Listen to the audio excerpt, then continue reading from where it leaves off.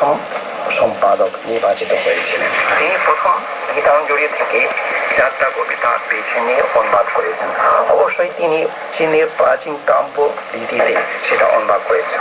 রবীন্দ্রনাথ ঠাকুর যখন তার কবিতা বাংলা থেকে ইংরেজিতে অনুবাদ করেন তখন গদ্য কবিতা রূপে, কিন্তু তার অরিজিনাল ওয়ার্ক, আসল মূল রচনা, সেগুলো সব ছন্দ আছে, মেল আছে, কিন্তু যেহেতু তার ইংলিশ কাব্য গদ্য কবিতা রূপে অনুবাদ করা হয়েছে, সেই চীনা ভাষাও গদ্য রূপে অনুবাদ করা হয়েছে।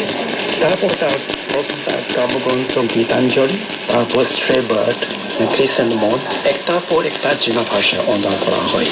এবং চীনে যারা নতুন কবিতা লিখে তার অনুবাদ গ্রন্থ থেকে কবিতা লেখার পদ্ধতি এবং সাহিত্য রস গ্রহণ করে তারা চীনের সাহিত্য, বিশেষ করে কাব্য সাহিত্য সমৃদ্ধ করেছেন।